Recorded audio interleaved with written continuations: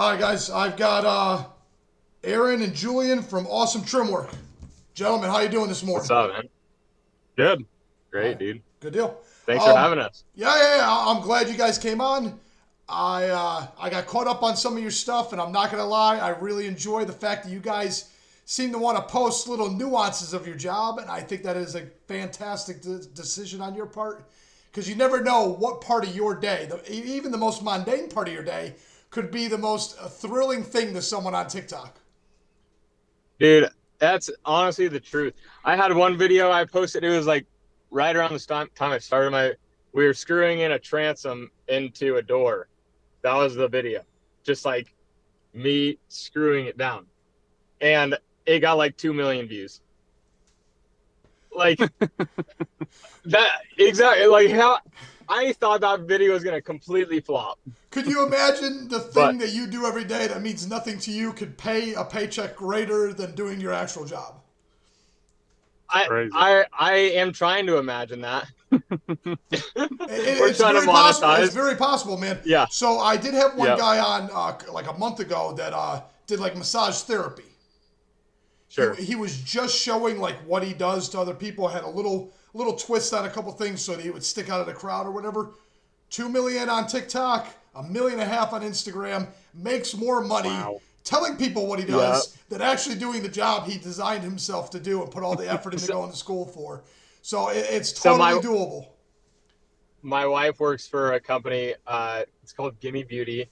They sell hair care products, and I don't know if you know anything about hair care products, but that's what sells. I mean, like it's they pay. So IG, we get paid 2% on tools through Amazon affiliate links. Beauty gets 10%, Whoa. Why so high? and Oh, so because these you're catering to females instead of males, Mhm. and women are a Sure, higher yeah, higher percentage of instant Huh. buys. They're Yeah. Exactly. So, well, they also make. I mean, these girls that have 2 million plus or 1 million plus, like she was just talking to one lady. They actually paid one girl $35,000 for 4 stories. Um, and this girl converted that into 200,000 in sales for their company off those stories in one 24-hour period. And so, yeah, no, wow, I mean, she made 10% on all those sales, plus the 35 grand. and that's in 24 hours. If you could think about the gravity of that scenario, Yeah, I mean, 24 right. hours. I, I've squandered It's 24 insane. hours. Yeah, I've wasted 24 hours. Yeah, you make more money and more than the average, well, not average American income, but like almost in one day, like on social. It's insane. It is insane. But you're And, right. Yeah, so on that note, I'd rather get back to the beginning where you guys actually meet and you sure. guys do construction and stuff. How did you guys get together? How did you guys partner up? How did that adventure start? So we were working on the same job like 4 years ago, and I was doing kind of my own thing, and he was doing his own thing, and I actually was trying to hire Julian to come work for me, but he was too expensive, obviously, Mhm. and so it never worked out. And so then we kind of just partnered up to where we had a deal where we were kind of doing each other's work, but then after a while that wasn't working, and so we just partnered up together and actually made its own company where we're 50-50 partners instead of having kind of a complicated way of doing the work Agreement. before. Yeah, Yeah. it's been great. The honestly, like, so a lot of people in the construction industry look down on partners, right? Just because it's always if you're taking a majority of the bread off the table if you're splitting it between two partners. And so the however, it's kind of one of those things where it's like, do you value your time or do you value your money? You know what I mean? Like, if I can go home and sit on my phone and just do social media for the night, and he can go home and write up books and do bids for the night, and then we come home or come together the next day and just work, like it, I can go out of town, he can go out of town. It's a mutual agreement that we can all like I don't have to do everything, or he doesn't have to do everything. And it's nice, man. It's really freaking nice. Yeah. That was going to be my Because there's kind of, Yeah, go ahead, man. yeah, Go sorry. ahead. There's kind of the two big parts of construction. It's running the business and running the job. And so it's because we split it up that way. So he's the job and I'm the business. And so when you can take those big stressors off each other's shoulders, it's a big deal to be able to just be sane, honestly, every day. So And there's the variable Yeah. where he can jump into your spot and you can jump into his spot, or you Yeah, both can jump into exactly. So it's not like you're not interchangeable on top of it. Yeah, exactly. Right. At least to a certain extent. Yeah, You're for both sure. bringing that owner's mentality to the table, Yeah, and when you need that, if your guys aren't, if they don't have that, you know what I mean? yeah, I'll be Because honest if I with you. step out, Yeah, my first analysis of the scenario would be that it would be complicated and inconvenient how having two bosses at the same time. But if you think about it, though, Sure. if you have two employees, he has two employees, and you guys are trying to do things, it becomes a very complicated, and everything's on your Yeah. shoulder. exactly. So you have a Yeah. bad month or a bad week, at least he's carrying the other half of the burden kind of circumstance. Yeah. So actually, it could work. oh out. yeah, totally. Yeah, Yeah. for You, sure. you definitely have to Exactly. be on the same mindset, though. The two of you definitely have to be on the same game plan. Yeah, for Same sure. wavelength. Yeah. Yes, sir. So how much compromise is there in all that? How much do you guys have to say, whatever you do, what you got to do? There's a lot. Or is there any is there a little bit of butting heads every once in a while, or how does it play out, man? There is. I like with the work that we do, it's very opinionated because it's Oh, yeah. all about like we try to make everything look perfect, obviously, because we're kind of the end process of the construction on a home. And there's a million ways to skin a cat, you know. And so we learned how to do these things different. And so the end product's the same, but how we do it, that's where we kind of bicker on how we should do things. But I think the big part for me is I just got to realize like Julian's going to it's going to be perfect at the end of the day, no matter what. So it's like, it doesn't matter how we get there. We're going to get there. And so that's where you got to kind of learn each other and like learn how to, you know, make those compromises on how we do things. And then also with the business side, it's the same way. Because it's like, I have an opinion on like, maybe we don't buy all these tools or something and we wait, you know, until we have more money. But at the same time, we'll make more money if we have these tools. And so it's kind of, there's always some give and take in a partnership for sure. Absolutely. I did construction for 10 years with my dad, but I was on the outside instead of the inside. We did vinyl siding. Oh, nice. Yeah, I enjoyed it. Where at? Connecticut? Yeah, in Connecticut. Yeah, we did it in Connecticut, man. And I'll be honest with you, I think it was the funnest thing I ever did in my life, man. I had more fun with my dad than any other job I've ever had. And Nice. I'd go back in a heartbeat if I could. Cool. Yeah. It's probably hot out there, though. I mean, I always feel for the exterior guys, especially in the winter. All right, that was a free tan, bro. I got a free tan. There you go. I never looked so good for my wedding. We were framing that summer, and it was like, I was so dark. And my wife was like, you look like a completely different person. I'll tell you what, man. You could drink a dozen beers and have no problem getting up in the morning. You sweat, the first 2 hours, you sweat it all right out. out You're of good to go, man. Yeah. Sure. But yeah, roofing's even more brutal, man. We did a lot of roofs too. And Oh, that was, yeah. Whew. Man, I Yeah, came down to that's San rough. Antonio and I told one of the guys at my church, I'm like, yeah, I do roofing, man. I know what we're doing. We ripped his roof. I was a mess. 110, Jeez. it's 110 degrees here, like a third of the summer. And I don't Yeah. know. I'm guessing the roof is like 140. I don't know. No, at least. Yeah, That's brutal. crazy. Yeah, Brutal. you can ruin shingles doing it like that. Oh, they turn Yeah, to mush that's in your crazy hands, to the man. day. Your fingertips turn purple. And Yeah. I'm not gonna lie to you. I did 6 hours like I was still 20 years old, and then I puked. That's pretty good though. 6 hours. That'll do it. Like a man. I manned up and I did it. And like I said, I thought I was still in my 20s, right? My mind is like, this is what we would Yeah. do. This is what I would do in 6 hours. And Yeah. I don't even think So I got. Are you running your podcast now? Are you doing some construction on the side, or what's What's your It what's looks your thing right like now? I might have some construction on the side coming up. I do some finance stuff. Works for the federal government for 12 years, and that became like a soul crushing endeavor.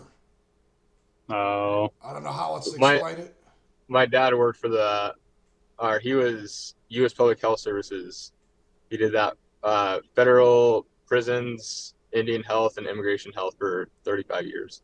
Wow. And so yeah, great retirement.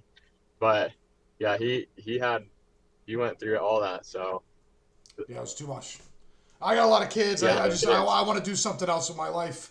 Not that the gold rush that everybody's seeing with the way social media is going, but it's always been my passion to do something with radio or something.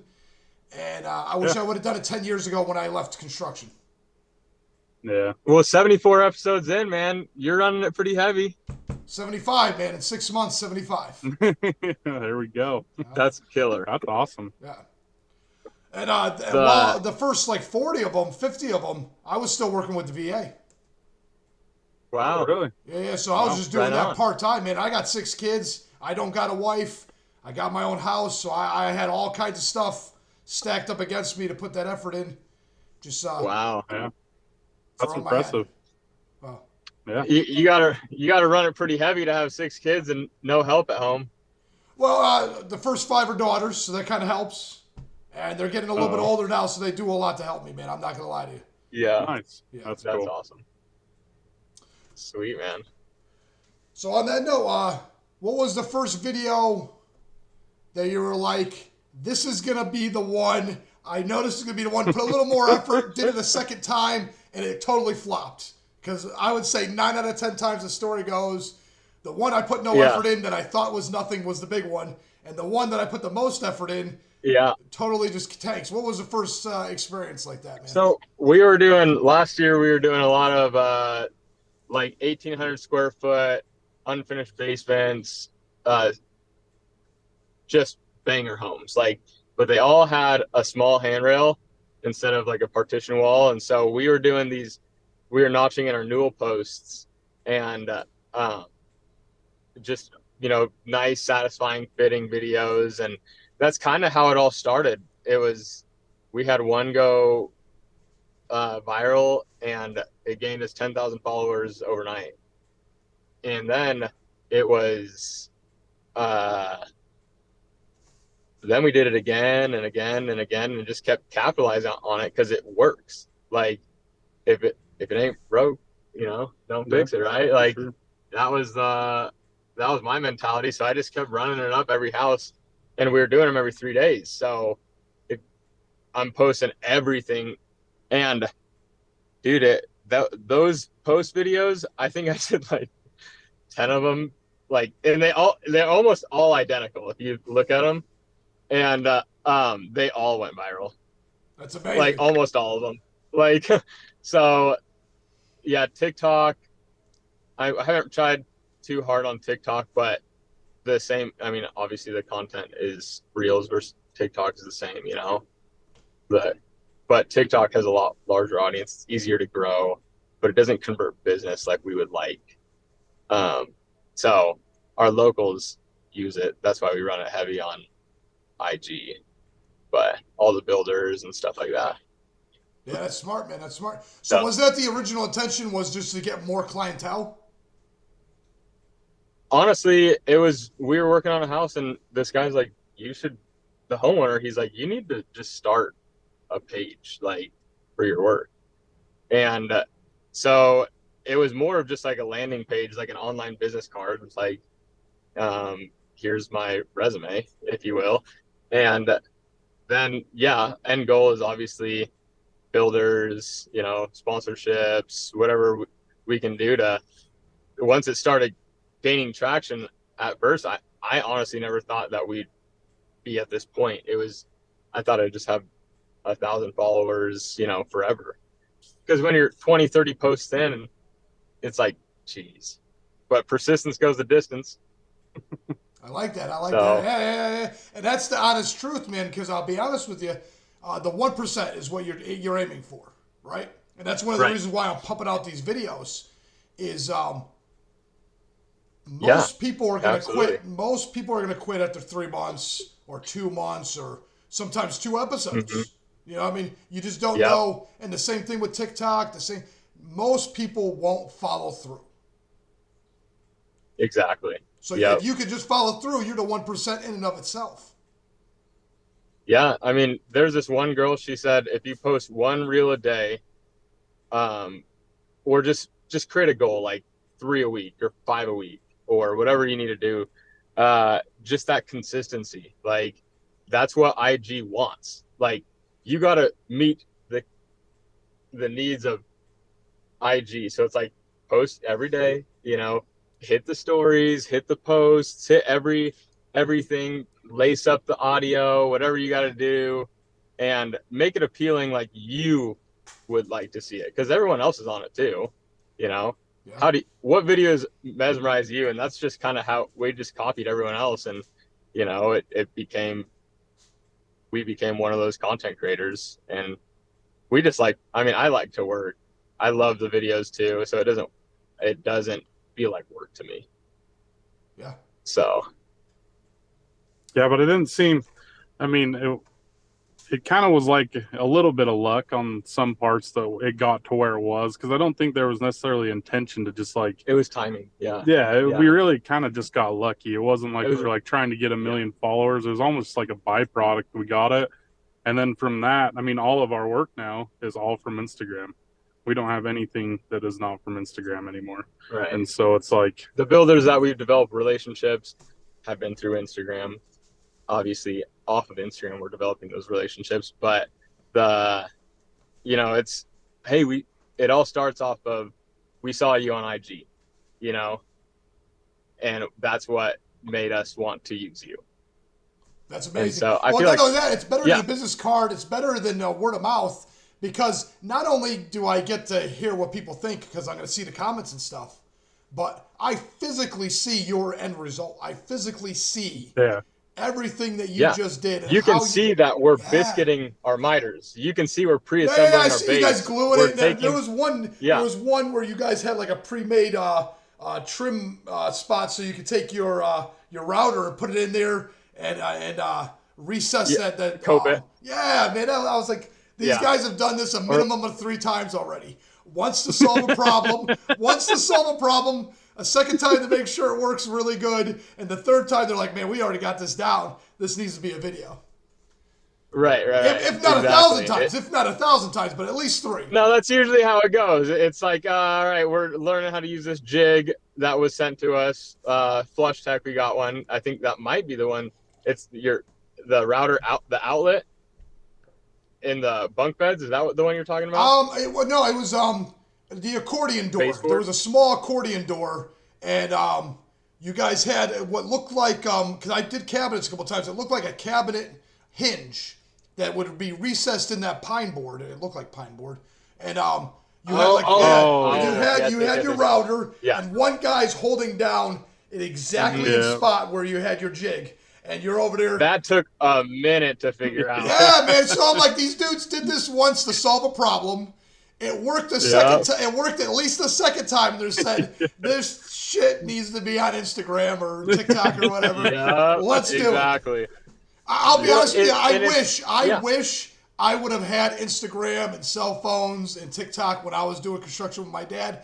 Do you know how many times we fucked with each other? I remember working with some other guys doing windows, and I want to say we nailed someone's bag to the rafters or something like that. It wasn't mine. I told people a story where it was mine, but I don't remember the story exactly because I'm feeling like it was somebody. But nonetheless, it was 20 feet in the air, and it was like a cathedral ceiling, and there was bare rafters, and they just, with a nail gun, just nailed that tool belt. That's hilarious. 25 feet in the air. And I'm like, dude, if we would have had TikTok at the time, the shit we were doing. We'd be opening up windows. But honestly, you'll get yourself caught in 4K real quick though. All of them boys on IG. Oh my gosh, I'll tell you what. I've never seen so many couch warriors or couch carpenters or people that know what the heck, you know. Oh, you're doing this wrong. Like, oh, that's not safe. Oh, you need to climb up 25 feet to get your bag. Oh, you're not tied off. Like, you know what I mean? Those kind of things. Yes, and the safety, absolutely, we need to be safe. But like, gosh, man, I've taken down so many videos because people just eat you alive. Oh, no, no, no, And no. You're making a mistake, man. Those are the ones where you engage with them and you let the algorithm go yeah, nuts. Yeah. You don't take it personal. yeah. You can't take it personal. Some clown on his couch is not worth your mind. Don't let him rent in your mind. Oh, either. yeah. No, you For just sure. egg them on, man. I've seen guys, Yeah. there's guys on here that have told me they spelt words wrong just to make people lose their minds. Yeah, I've heard that. Yeah, man. And so don't even Yeah. take, you can't. I wouldn't take those videos down. No, man. yeah, for sure. I don't like to take videos down necessarily, but if I feel like I'm like, you know, that you're right on the edge there, you might want to back it off. But you learn from it at the same time. What is this guy saying? Is he right? Yeah, he is right.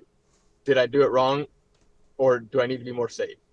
And yes, and so you learn from that. You do it right the next time, or you just don't leave it out of the video. Yeah. You know what I mean? Yeah. You So get what you can. those are the things I'm talking about. All the other couch guys, screw them. Oh. Like I leave those ones up for sure.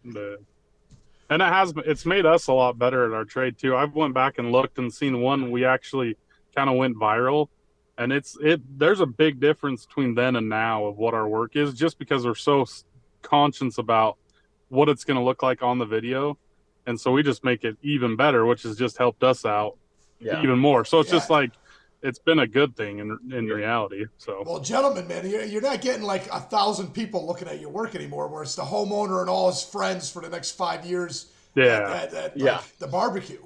It's millions of people. Exactly. Every house. I mean, we're in the Parade of Homes with this last house, about 13,000 square feet. It's gonna be amazing. They open up in June, but the 35,000 people walk through that home, usually on average on those parades. And so, but even at that rate, like 40,000 locals that see it is, so you got to be perfect there, but then you got to also be perfect for IG. So it's like, it's a win-win, but you got to really take your time or else, you know, they eat you up. So. Yeah, trim work, I'm going to be honest with you, is the end result, and that was the least desirable of all my jobs. You know, you do siding outside. things have to be meticulous. I'm not saying the J channel and the trim and everything has to be on point. Yeah. But the higher you go, the less perfection is necessary. and not only that, but a 75-foot long wall, it's more of an overall aesthetic. It's not a minute detail that's 3 feet from your face. Do you know what I mean? Yeah. Right. Whereas kitchen work, bathroom work, trim work, everything's finished. Everybody walks in there every day. When your friend comes by and points that out, you're going to see that for the rest of your life until it's fixed. Yeah. Okay? Yeah. Mm-hmm. So now I want to get back. I want to get back to that 13,000 square foot home, because I'm not going to lie to you. I don't think I've ever been inside a 13,000 square foot home. We do all new construction in Connecticut, and I think like the average house for those big houses was like 4,000 square feet. 3,000, 30, about 3,600. I'll say 3,600 was the standard house we were doing. So I was just talking to someone yesterday, and in our industry right now, I mean, we're obviously in a recession. They just laid off, I know a guy, he works for a painting company. They just laid off 30 guys last month. And a lot of the lower end residential stuff in our market has, you know, we know another carpenter that they stopped drywalling just 20 minutes away from us right now. They stopped drywalling, or they stopped trimming houses until the house is sold. And so, because they got investor money, so they're not using the bank, so they don't need to hit the timelines. So soon as they hit drywall and just waited. So he was doing like, I mean, how many was he doing? He's doing like 20, 30 houses. 3 a week. Okay, yeah. So, but he was doing a lot, and they were, I mean, they kind of came to he had to let some of his guys go and slow down a little bit. And in the higher end market for us, luckily, you only have to do 5 homes a year. you know. Because a 13,000 square foot house, we'll work on that house for 2 to 3 months, and then we it's 2 move or on to 3 the next houses one. in of itself, man. Oh no, it's like a dozen houses. Last year, I think we did 30 houses last year, but we did a lot smaller houses last year. And this year, we're only on our 3rd house that we just started this week, and it's going to carry us into the summer. And so, I mean, we're looking to do 5, 6 houses this year, where last year we did 30, but we're on track to do more money this year, which is crazy. So, and those big houses, that's great, guys. Yeah, those big houses, there's a lot in them, and you kind of get lost a little bit and have to keep track of what goes in what room, because every room's got something in it. You almost tackle it like a section of the house at a time, you know what I mean? Like I got to get this office done with this layout, you know, just to get it off my plate before I even lay out any other rooms. Yeah. Because there's just too many rooms to do all at one time. You'll be doing a walkthrough for 8 hours if you had to do the whole house at one time. Yeah. So, that makes sense. And then you'll forget, and everyone will forget. Yeah. By the time you get to it, so I love the fast forward of 13,000 square feet. That was a wild video. Yeah. Thank you. That was a fun one. Yeah, that's what I mean. It took 5 minutes to walk around that whole house. Oh, easily. Yeah. Like I said, I don't think I've ever stepped foot. I think the biggest house I've ever been in, maybe 10,000 square feet. Maybe, yeah. I mean, it takes me like 30 seconds to walk from one end of my house to the other. So it takes me about 10 seconds. Yeah, maybe 20. Yeah, maybe 20. So I don't think I've ever seen a basketball court in the house either. That thing was the guy huge. likes basketball. Yeah, man. He loves basketball. So instead of going out in the backyard and showing your grill and your man cave or whatever the heck you got back there, this guy's like, you want to see my basketball court? Oh, he's got that too. He's got all. He's got the pool and the pool house going in and the court, and I mean, how many acres do you think he's on? It's honestly probably just one, but it's packed on there. It's probably 1 acre, but he's got a lot of stuff packed on there. Maybe 2. You don't think it's 1? Yeah. Really? Yeah. Yeah. It's a big house, but honestly, it's kind of got like that L shape to it.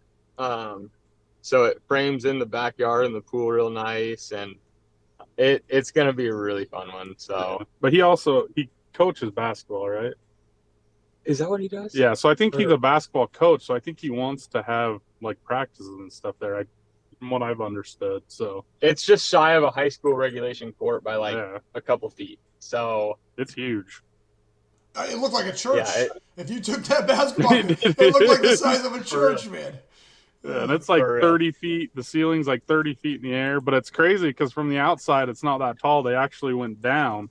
So it's like 20 feet into the ground. Okay, that's nice. That's yeah. smart. That's smart. The windows we're casing off 4 levels of scaffolding are at ground level when you're walking outside. No shit. Okay. So, yeah, it's like you can look down into the gym from the whole outside. It's like right on grade.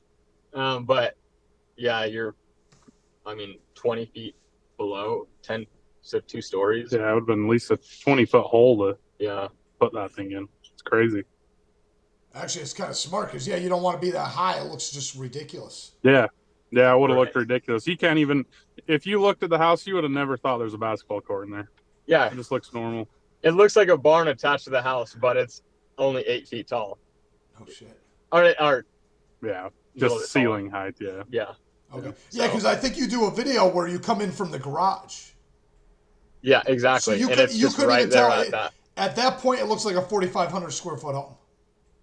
From that angle. Yeah, the home side or the court is 4,000 square feet. So you're looking at the home between 2 levels, 9,000 square feet. So yeah, I'll tell you what, it was really difficult when you had to go to use like the John, and it's about 2 football fields away from where you're working right now. Like and 3 stories. Yeah, you got to walk out the stairs, down the street, like, gosh. But nice. No, that was a fun one. We really liked that house, and the content was just amazing. Like everything you did in that house was just like video worthy. Oh yeah, there's one where you guys have a bump out with a bunch of little boxes, and it's just it's trimmed out perfect, man. It's a gorgeous look. It's got recessed lights on the ceiling, on the top of them all, and there's like an L on one side, boxes on the other, a bigger one, and I'm like, man, that looks freaking amazing. Yeah, so that's a display for shoes in their kids' room. Nice. Wow. Yeah. For his Jordans, I'm sure. Yeah. Oh yeah. Of course. Yeah. My son's got to wear. Well, my son's got to wear his Jordans. His room's closest to the basketball court, so he must be the baller in the house. Oh man, this dude's gonna be rolling in the girlfriends, man. For real. You can accidentally fall into some girls here. You got a basketball court, you got a pool in the back. Come look at my Jordans. Uh-oh. That's funny. That's beautiful. It's a great life, man. All right. So what do you think it takes to get the traction? Do you think it's just consistency every day? Because I agree with you on a certain part. You got to do it to make IG happy. You got to do it to make TikTok happy. But do you see? I realize TV's dead. I haven't met a person that's paid for cable television in years outside of my parents. For sure. But so everybody's trying to capture, whether it be TikTok or Instagram, they're all trying to capture the attention of those families sitting in the kitchen and in the living room. Yeah. So what do you think it takes to get that traction? What do you think it takes to get enough attention to get that momentum? I don't know. I think it takes it's a lot of variables, but if you say you wanted to grow a page right now for like something completely different, I'm going to say in the trades because we're in the trades. If I wanted to start a plumbing company, the first thing I'd do is start an IG. But I would want a name that's like really just going to roll off the tongue. Awesome Trim Work rolls off the tongue. So you get that, a good name, good content, check all the boxes IG wants, be consistent. And I mean, like I said, persistence goes the distance. So if you got that good content with the right audio, things that, I mean, I like all kinds of music, country, rap, metal, but you're not going to catch those on my videos. You're going to catch the things that turn your mind off and allow you to just like veg out on a video. That's smart, man. That's real smart. Because I heard a couple of them. I'm like, this is a perfect song. It's slowed down a little bit and whatever. I know they do that to not get the copyright sometimes. But I was like, man, this is a perfect song. Yeah. Perfect song. Yeah. And that's where I feel like the music, I don't know, it's not as critical. Like you can post videos without music, but it makes a difference, especially IG editing makes it so easy to just like synchronize audio like with your video, and or you just dial it back or edit out a little bit so you get that right when the bass drops. You feel it, you want to watch it again. Nice. So I don't know. Yeah, and I mean, honestly, at the end of the day, too, just a little bit of luck has to be involved too. Because I mean, you could do everything right, and we know people that do everything right, and it just doesn't work for them. And so at the end of the day, that too. Yeah, a little bit of luck. Yeah. Well, so my wife got in right at the right time. She was like, "You should." So it was during the pandemic that IG was like, Reels.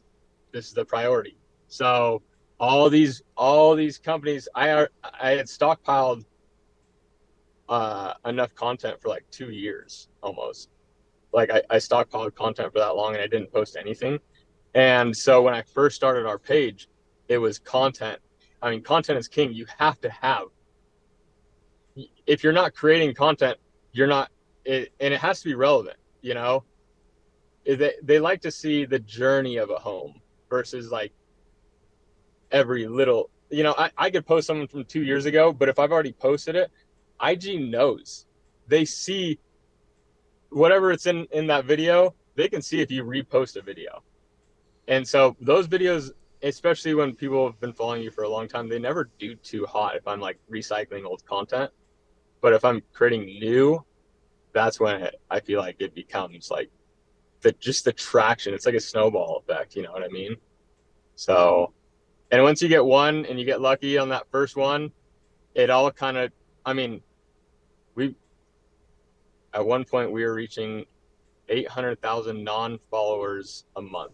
Wow, that's amazing. Like, and with followers, it was like 1.2 million, like, people were actively engaging in our posts every month.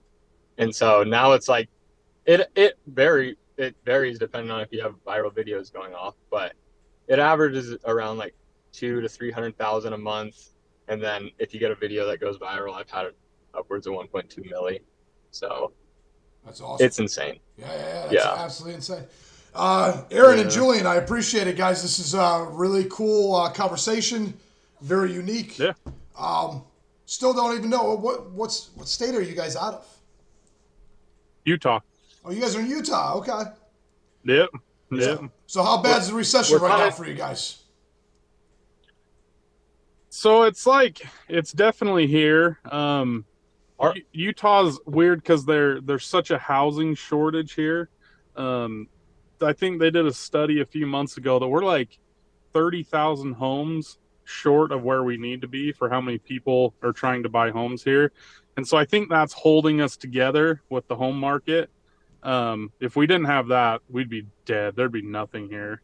And so I think it's just holding us together to get through it. And so there's enough people buying enough homes to kind of keep things going and keep people making money and everything. And so it's definitely, we can definitely feel it, but things are still rolling.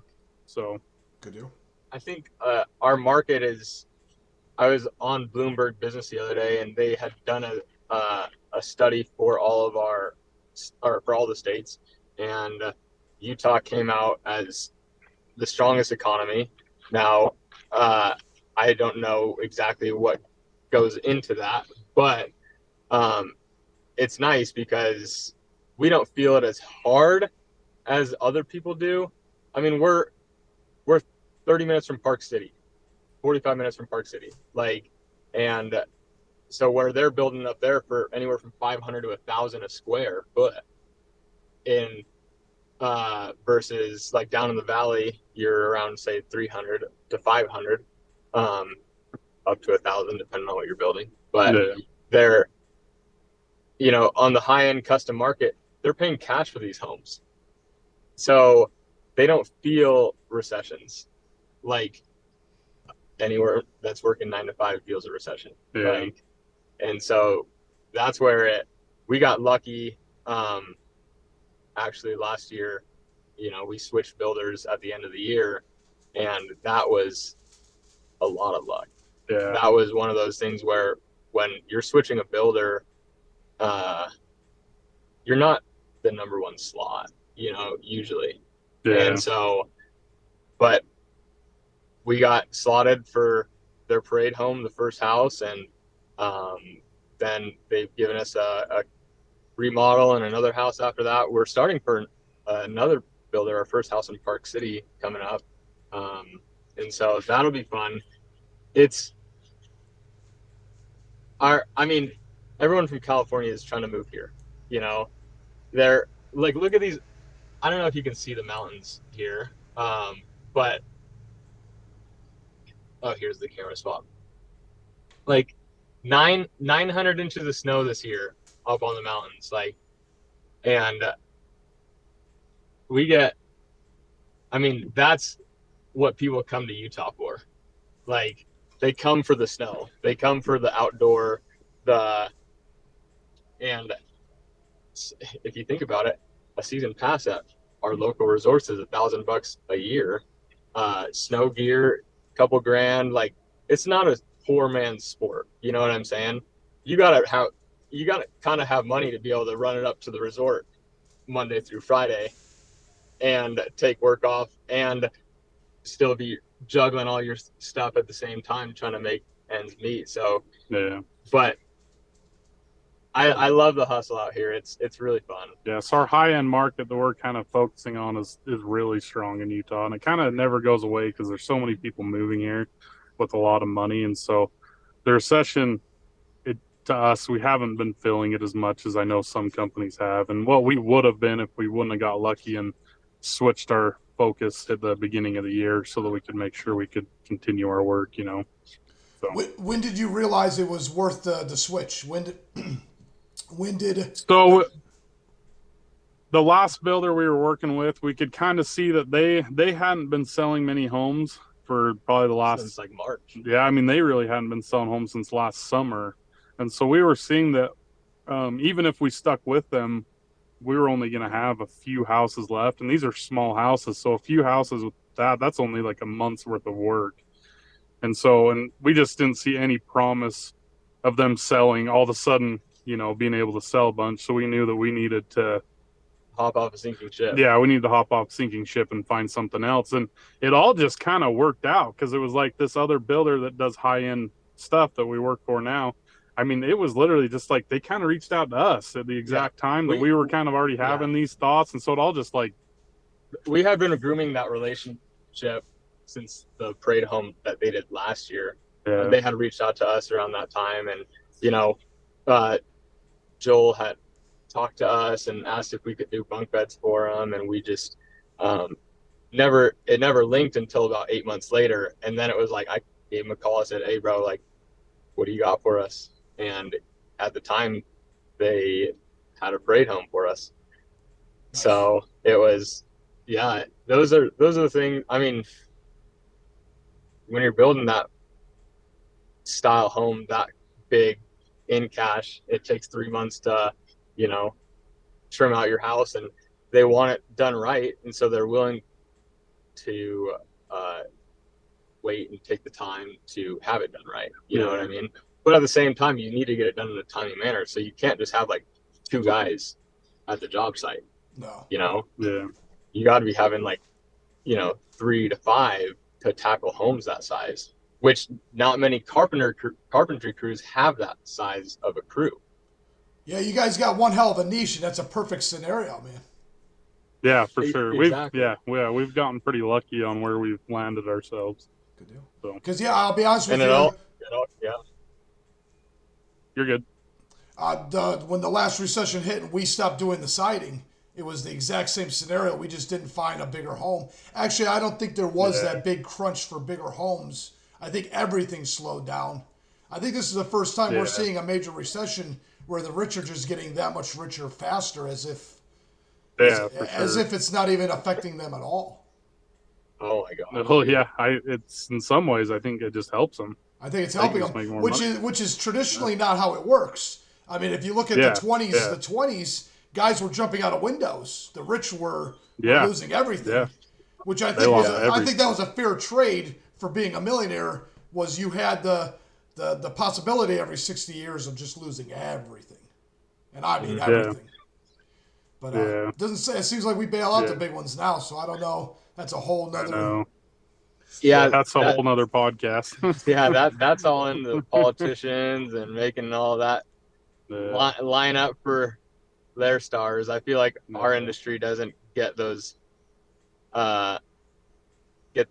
politician slots. Yeah, and this recession's definitely it's different. It seems like to me, it seems very different. Yeah, it's because it's like back in like 2008, when that all happened, it was just like, I mean, you'd go down a neighborhood that they were building houses in, and I mean, it was just a ghost town. There's tumbleweeds going across the road, and now it's like it's still going on. It's like it's almost like, in a way, it doesn't feel like it's affected it because there's still a lot of construction going on, but at the same time, like I know companies that are closing down firsthand, laying off 30 employees, and so it's very weird. And it's weird, and I think a lot of it has to do, like what I said, with the housing shortage. We're just so short on houses that it's still just kind of has to keep going because people have to have homes.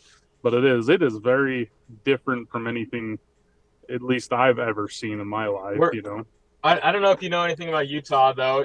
Silicon Valley, San Francisco, tech giant. That is our state is Silicon Slopes. Like, we are in a tech industry. If you drive down I-15, it is tech. You know, my brother-in-law scaled a tech company, and you know, those guys, I mean, those are the ones that you build houses for out here. These million plus like homes are all tech, sales, doctors, you know, higher ups in big companies, you know, but software does really well. They must be getting tax breaks or something out here, but that's I'm sure they're getting something. Yeah, because the taxes in California are outrageous. Oh yeah. So you leave California, you're paying who knows how much, and then you come out here, you're getting a break, but you're still getting the mountains and, you know, the high desert. I mean, it's like 100 degrees out here max. Yeah. Like in the summertime. Nice. So it's Well, there is a gigantic migration of wealth leaving California because it's past Utah. It's coming all the way to San Antonio. I ran this morning, for sure. And the car right next to my car at the park had a California sticker on the back of that Charger's window. So the shape of California was a sticker of the state. So when I moved from Connecticut for the same basic reasons. Well, I technically Massachusetts, but when I changed my driver's license over, they kind of looked at me and they said, "That's weird, Connecticut. Why are you coming from Connecticut?" Connecticut. And I asked them, I was like, "What do you mean?" They're like, "California is where everybody's coming from." And I was like, "How many people?" They said it, and this was 7 or 8 years ago? I think they said it was like 40 a day. Whoa! And now my city, the city I live in, has like 25,000 people. Wow. So I'm like a suburb of San Antonio. So I'm a good 40 minutes away from San Antonio. So and you had 40 a day just in that little. That was 7 years ago. In my opinion, it's probably quadrupled. I would say quadrupled. If you build it, they will come. Oh yeah. When you look at San Antonio, all the suburbs of San Antonio, they're just plowing out neighborhoods by the thousands. And when I say thousands, I mean there'll be like 60 homes on one street. And that all the houses will be done, but there'll still be like debris on the front yards or in the street a little bit, like ties from all the pallets and everything. But then the next street over, the houses will be like 75% done. The roof's done. You can tell that but they'll be missing windows. And they didn't even care. They went to the next because like there'll be a supply chain issue. So they just go to the next row of houses and they're plowing out those houses, and they're not even done with the other ones. Yeah. And it's on all four sides of the city, man. It is impressive, honestly, like to see project like one of our guys, he was in California and they were doing he was in Temecula for a couple years on a framing crew. And multifamily residential, they were popping up units by the thousands. Like, and dude, he got paid to run a forklift. He was getting paid like 30 plus an hour just to run a forklift and for these framing crews. And he was working 6-7 days a week. Like they had joisters, they had guys that put up the walls, they had guys that plumb in line, they have guys like every aspect of like the framing, they had a crew for it. Like, isn't that wild that they could break it down to so many different, because I know most of those rafters too are pre-engineered. You're getting all these guys that like only can do joists or sheathe the floor or sheathe the floors or whatever they need to do. And dude, if you only had to do that, it would go so fast. Yeah, it's crazy. It makes your job easy. It makes your job a lot easier. Yeah, exactly. Guess what you're doing tomorrow? Guess what you're doing tomorrow? The same shit you did yesterday. It's not. It's not like. In line It's not like today we're gonna do the floor, tomorrow we're gonna do the walls, and the next day we're gonna do the rafters. I'm doing the exact same thing I did yesterday. Yeah, every single day. So you get real good real quick, man. You know exactly what to expect. You get real tired real quick. I'll be honest with you. If you're in your 20s, man, that feels amazing. Are you kidding me? I used to work 12 hours. I'd work 12 hours with my dad. I was like, we can do 2 more squares. Let's go. And then I go drink with my buddies, go try to hook up with some girls, and be back up at 5 o'clock in the morning ready to rock and roll, man. Like nothing ever happened. Yes, sir. Yeah, that's what's honestly, I'm 20, turning 27, 28. Oh, that's prime time, man. That's prime time. One of them, I can't remember. But yeah, prime time. I'm at the point now where I'm realizing I only have a couple more years before I'm in my 30s, and I'm like, I want to live in my 20s still, man. I got to run it up heavy. No, if you do it right, it's more fun in your 30s. Yeah. Yeah. I'm telling I you had a right buddy now. who said- Yeah. You want to delay gratification a little bit. Don't get me wrong. Yeah. Everything's fantastic in the 20s, but it's even better in the 30s if you set it up right. Right. Yeah, for sure. You learn to make your money in your 20s. You make your money in your 30s and your 40s, and then maybe 50s. Hopefully retire. That's in your 60s. But No, you want to retire in your 40s if you can, man. Yeah, that would be nice. Sure. That would be nice. Because I'm We'll see what still happens. I'm in my mid 40s right now. I could still run 5 miles. I could still do stuff. I don't want to be retired in my 60s, man. Yeah. Yeah, for sure. Yeah. Those cruises and those trips to Bahamas, they can't be that much fun in your 60s. They really can't. Yeah. They really can't, man. There's no way. There's no way. It's better in your 60s and 40s. So yeah, man. Oh yeah, for sure. Yeah. Well, my dad's in his 60s now. Now that he's retired, I watch him just hanging out around the house. He's working on all of his cars. He's got a collection of classics, and that's when it's fun to watch him now, because growing up it was always, things are tight.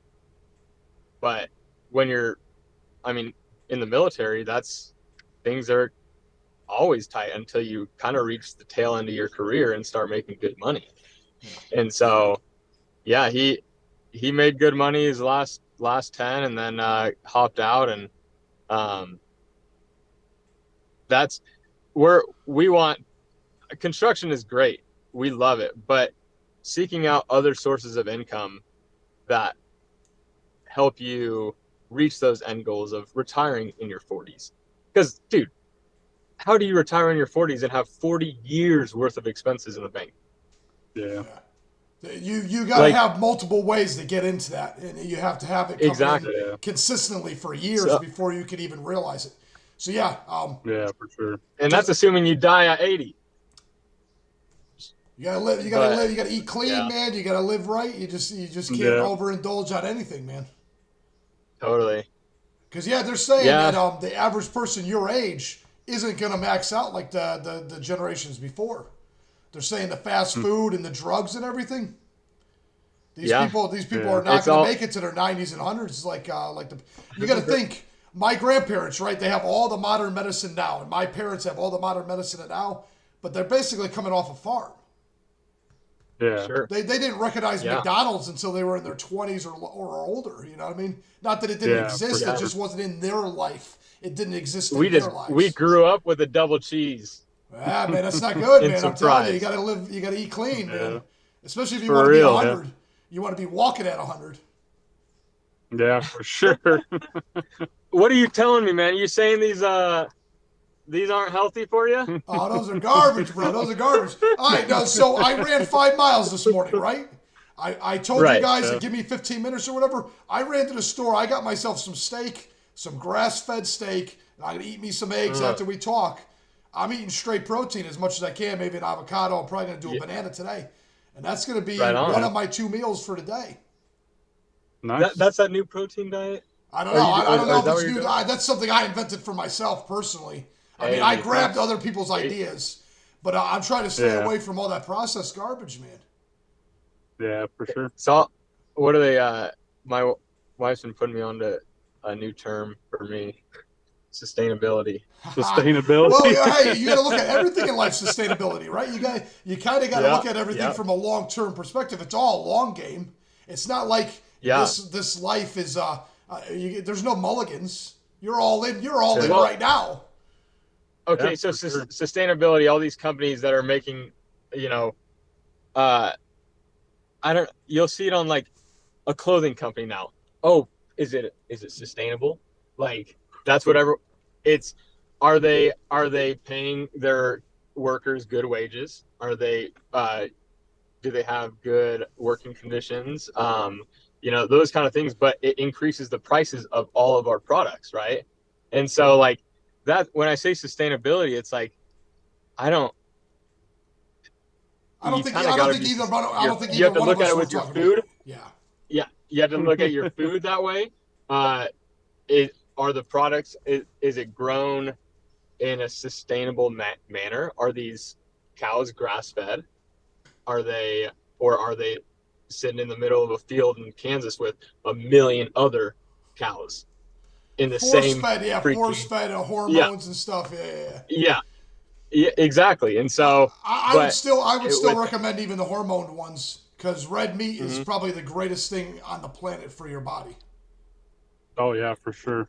Hands down. Yep. But when I'm talking sustainability, I'm talking about by the micro. I'm not talking about companies. I'm talking about the human person itself, the individual. Exactly. Yeah, exactly. Sure. Well, you got to do things that are sustainable. You can't work 7 days a week. That's not sustainable. Now there's one thing. When you're in your 20s, you want to find out, can I work 6 days at 15 hours a day? Can I do that? And just see what you're physically capable of doing, and then dial it back to a sustainability. Sure. I can work 5 days. I can do 10 hours with the occasional, let's crush it, do 15 for Thursday and Friday to make sure that job got done or something. But we're all about working our 40 and 40 plus if we have to. But for us, I mean, if you look at construction is always in a rush, man. Yeah. Like you can be behind the gun for the rest of your life. And do you want to live like that? You want to live like that? It's like living with the gas tank empty and putting $10 in. And every day you're living like that. That stressful wheel that you're rolling in. You don't want to be in that mode. Yeah. No, you want to take your time for your own self. Like that's where I had a buddy, he came over last night and he's like, dude, I'm working so much. And all he wanted to do, or like not necessarily all he wanted to do. We were talking about work after work. And I'm like, bro, you got to take the time for yourself. You got to learn to turn that off and have a relationship with yourself, with your family members, with people that matter to you, and don't talk about work. Like you need a life outside of work. Yeah. And go ahead, man. What I've learned in my short years, is like, it doesn't like, I feel like anybody that has somewhat of a work ethic can work, 70, 80 hours a week. Like you can do that. But I think the biggest thing, like for me, is like mentally, that's where it's really straining. And it's like, what's the point of working 80 hours and completely messing with my brain just to go and do it again the next week? It's like, there's no point, because the work's just not going to be as good. It's like, you have to take that break mentally, because I think physically, basically anybody can do it physically. Like it's not that hard to work. It's just the mental aspect of it. You've got to take a break, and that's why for me, Sunday is, I'm done. Like I'm not doing anything on Sunday just because I need that to recoup and to get ready for the next week. I agree 100%, man. I turn my computer off on Saturday night just to make sure I don't touch anything. I don't look at how I'm doing. I don't mess with anything. Yep. I don't run. I don't do anything extra. Don't mess with anything at all. I try to do something with the kids. But on top of that, man, that sustainability. It's also that friend group. It's that family group. Yeah. And you neglect those too long, and they don't become sustainable either. So everything has to be in some kind of moderation. Yeah. There's a balance in all things, right? Like, and so, that's why we don't work. We don't like to work too hard. We like to have fun. But I understand when you got to pay your bills too. Yeah. Some guys have to work. They need that overtime. They need to get I know a guy that he works 120 hours in a 2-week period. I'm like, bro, like that'll kill you. Like, well, even if it don't kill you, is that a whole lot of fun?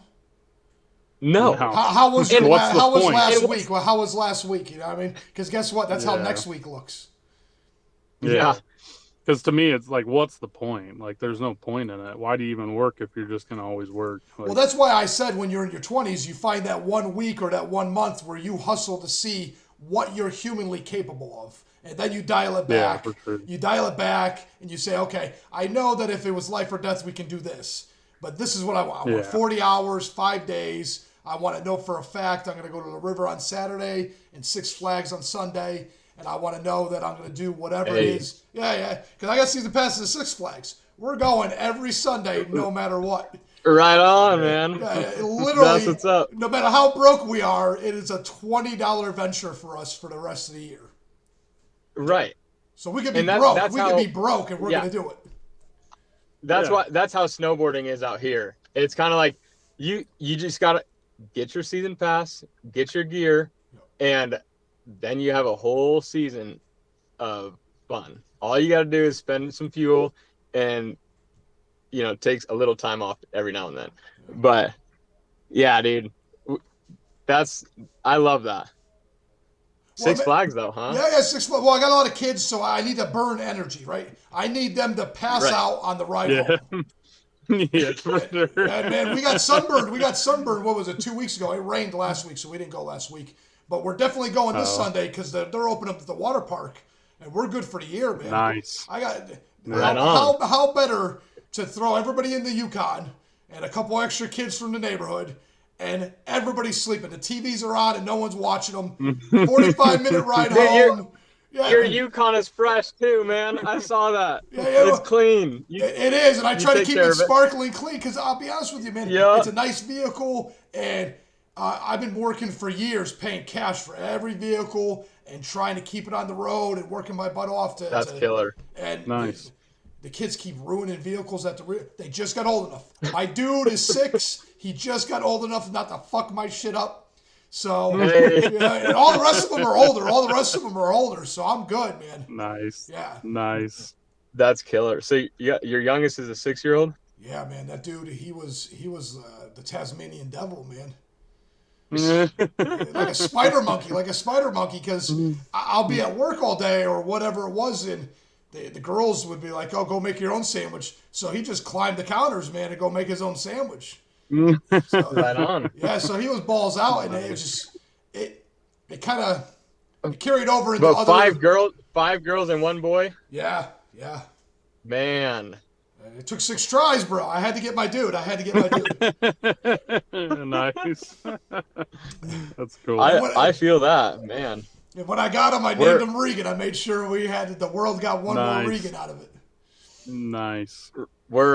My family, let's see, we got 4 boys and 1 girl. So it's almost similar, but yeah, exact opposite.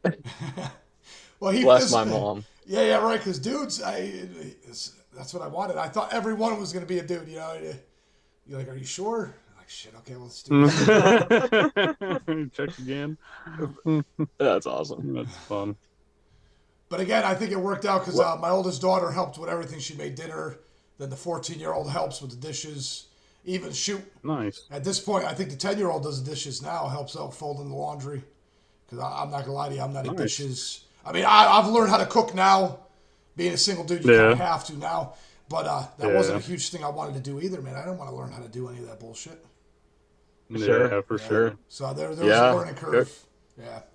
Cooking and cleaning, that's how I feel that. I can clean all day long and be really OCD about little details and stuff. But like when it comes to sitting down and learning the recipe, I'm like, ugh. You like to cook though. I love cooking. I cook almost every day. Nice. Yeah, I'm learning, man. I'm putting the effort in a little bit. But I'm glad the girls were willing to step it up ahead of time because it took a while. When you don't want to do something, it takes a little bit harder. And that's one of the things I've noticed with doing this podcast is when it comes to like someone's passion, it's not, you don't pick your passions. Your passions pick you. And yeah, for sure. And then you end up chasing them. You end up chasing your... How did you guys find out that you guys wanted to do trim? We didn't originally, when me and my dad did siding, we were doing all remodeling. We were doing kitchens, windows, patios, decks, roofing. We did a little bit of everything. And then one day we said, we kind of like siding. What do you think? Can we just do siding? And then we specialized in that the rest of our career. So how did you guys figure out, because you both ended up landing on the same passion, how did you guys figure out that trimming out houses like that was your passion? I mean, for me, it was, I've done every aspect of construction. I really like the perfectionism that comes in with finished carpentry. And then there was also, I mean, it was a little more, I don't know, selfish in a way, is like finished carpenters work inside. It's always heated, it's always cooled or something, you know. Not always cooled. Yeah, it isn't always cooled. We don't get AC in the summer. But it is, it's one of those things that you could actually do for a lot of years, you know. It's like framing a house. Like, it's like you got 10, 15 years and your body's done, you know. Or finish work, it is an easier trade, you know. And so that's kind of where I kind of landed on it, because I like the finishes of houses, and it was something you can obsess over it. And it was also something that I would be able to do for a long time if needed to. So that's killer. For me, it was the wood shop in high school. Like, I took that class, and it, you know, took 4 years of it, and had an amazing teacher. He actually was a superintendent, and he retired and just became a wood shop teacher. And I'm like, that's the goal, man. Do your whole career, retire, and just teach some high school. Like, that'd be cool. And so he did that. And so he was just amazing at like leading. If you have that leadership capabilities and the skills, I mean, you can just sit back and say, well, he would look at us and be like, well, what do you want to build? And so one kid built a boat in our class. Like, it's actually floating in New York. Like he brought it out there and went to school and moved out there, and wow. He brought it with him. And the other kids, like, I did a really cool workbench that raised up and down. Like, our senior projects were always like over the top. And so he would win these every year. We were winning scholarships. We were winning scholarships, and that I kind of wanted to keep that ball rolling. Like, it was just so I did concrete construction from the time I was like 14 until I was 18, and I was like, no way will I do concrete. And so we did grain silos, every state in the Midwest. I had, when I was 14 years old, I was running Bobcat at a commercial job site in Minnesota, and or a skid steer. 14, and that's so awesome, man. Right. And that was like, but I had a buddy who owned the company, and he was like, yeah, come on. So developed that love for construction early on. And, all the old timers hated me. Just because, you got this stupid little kid who he didn't know shit, but he has been doing it 4 years longer than I have. So he does know everything, and I don't know shit, and they don't. And so it just became this fight always. And I learned early on that I wanted to stay in the industry, but furniture, you can't sell furniture to everyone. You got to be able to sell them what they need, and they need trim. Like, so that was the path. And had an old boss who, my old boss was, the first house we started on was a Parade home in 2017. And so he was like, you ever done baseboard before? I'm like, I'd done a room. And so he put me on base, and I ran base, and it was a 7,000 square foot Parade home, 8-inch tall or 7-inch tall base. And that was, if we started right at the top, so it was fun. It still is fun. But great stories, guys. Both of you. Aaron, I love it. Guys, the fact that you see a passion, and then I find it's kind of funny too that you gotta almost look for the path of least resistance. How do I make this sustainable? I want to do construction. How do I make this sustainable? I want to do I want to do woodworking, but I can't sell chairs for a living, or it'll be very hard to do it forever. or a Yeah. counter or a beer, whatever it is, whatever furniture you make, it'll be really hard. And yeah, trim's a wild one. I really like the fact that not only that, but you're not going to have a lot of competition when it comes to the elite end. Once you start getting into something that's such a minute detail, all of a sudden the 1% it climbs real quick. There's a bunch of guys that can do a shitty job, and then there's only a few guys. So what's your competition look like, guys? There's a lot. So Utah's pretty good when it comes to tradesmen's. There's a lot of good ones out there, and so there is a lot of good finished carpenters out there. It's just like what you said, like you have to get that name that you are that top end carpenter. That's what we're kind of getting to where we have that name, is we're known to be able to do that high end stuff.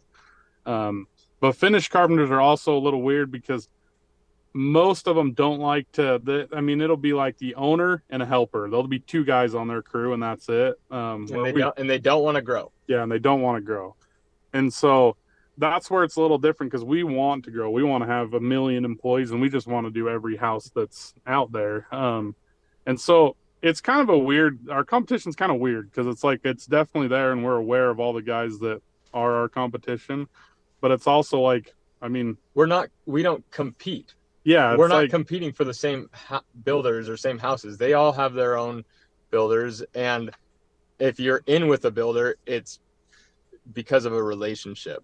You know what I mean? Yeah. Usually. And so it's not always, we just need, we need you to go knock out these 10 houses. Like, no, we want to actually like you. Yeah. And so, we have great competition, and I hype them up on IG all the time. They hype us up.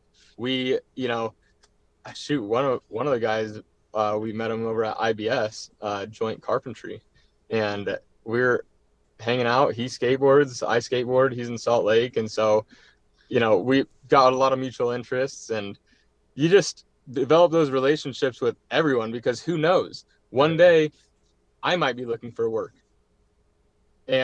or they might be looking for work, and if we can help each other out, then we actually at times we hire another company to come help us, and it's just kind of a friend and a relationship that we've developed, and he'll just come and help us for when he has free time, and so that's what we try to develop, is we want to make our competition almost like our asset, like because of our friends. Our friends, and like we can actually use them to benefit us as well, and they can use us to benefit them. If they call us and like, hey, we're swamped, can you come help us for a few days? We're just gonna go help them, and so because in the future it's going to be the other way around, and when someday if we don't have any work, we can all work together to try to just make sure we're at least all paying our bills, and so. But when it comes to like our competition, it is a little different just because for the most part we rarely bid against other people. It's usually the builder comes to us, they say we need a finished carpenter for the house, we give them a price, and we just do the house. And so it's kind of it's an interesting finished carpentry is a very interesting trade, is like since it's such a perfectionist type of thing. Like if a builder comes to us to want to do a house, they're just going to hire us to do it. It's not like they're going to go shop around forever and try to find someone. It's because they know who we are, they know what we do, and they want us to do the house. Mm-hmm. And so it's very transparent when you have an IG page and they can see. They know what we do. Our last project manager, or our current project manager, he told us, he's like, dude, I hired you guys because I saw that you biscuit jointed your miters and, pre-assembled your baseboards. Like those are things that's just a given for us. It wasn't like we're trying to get jobs off this. It's just like it's easier and a better product. And those are the details that now you can't not sell that, because when you hear that, you're like, yes, like I'm glad that someone notices and values this, because so many guys just go up and wood glue, boom, nail. Wood glue needs pressure to actually activate. Like, it's not going to do anything. That miter is going to break. That it's going long term. It's not. Painters can fix it, right? If you can jump over it, you can caulk it. I like that answer. So But yeah, Aaron, I think you're right, man. With the subcontractors, it's great to have your competition's only 2 or 3 people. I think that works out perfect. I don't know, Julian, Aaron, if you had a small little army of those guys helping you, if you had enough jobs, you could probably make a small fortune just having them do side jobs for you while you're doing the big job. Exactly. And that's what we try to. And they're not even on the payroll. They're not even. They're gonna. Yeah. That's fantastic. Yeah. Yeah, and that's what we're trying to curate in our market is like we need to help everybody, and it's only going to benefit us. So yeah, I was going to say reciprocity is probably your best asset in and of itself. For just sure. Building those relationships. But on that note, man, I thank you for your time, gentlemen. Yeah, no, thank you. This has been fun. Absolutely, man. And I'm glad you reached out. Stoked to be on your podcast. Let us know if you ever want us to be on it again. You're fun to talk to. So, and you got a good voice for a podcast. Yeah, for sure. I like the raspy voice. It's great. That's a good deal. Good deal. Yeah, it's good to listen to. Okay, cool. Yeah, Have you guys listened to any of my stuff? No. I'm talking to you right now, but I'm about to. Okay. Yeah, we're going. So I did a CIA. Tell me what's a good podcast that you want? Which episode do you like? Well, the biggest one I have. Like a lot of them. I did a lot of them. The one that's got the most traction right now is the Authentic Cowgirl. I think it's like episode 50. She's an OnlyFans girl, and it was a great conversation. It was one of the first. Well, you just got to listen. But I was going to say the guy that was a former CIA agent. That was just like a couple weeks ago. This dude has a really cool. I'll be honest with you. Go through a couple of them. I don't discriminate. I've got guys from Uganda that moved to England that tell me some wild stories. Wow. All the way down to OnlyFans girls to a lot of carpentry. A lot of carpentry's out there because I personally OnlyFans carpentry. But I should get that on IG. Yeah. But yeah, if you're a content creator, I want to talk to you, and I ain't gonna stop until I got everybody, man. Right on, man. That's awesome. To the moon. Well, gentlemen, go ahead and let everybody know how they can reach you, what your handle is on Instagram and TikTok and all that stuff. Let everybody know. Yeah. It's at Awesome Trim Work. That's the Awesome Trim Work on TikTok, Awesome Trim Work on IG. And then if you want to hit that link tree, we got if you need to reach us via email, it's all on there. So, All right, good deal. You guys have a great day. Yeah. You enjoy your week, man. And hopefully it doesn't get too hot out there because it's getting warm over here in San Antonio real quick. Yeah, for sure. 80s this weekend. So, nice. Yeah. Cool, man. Okay, bro.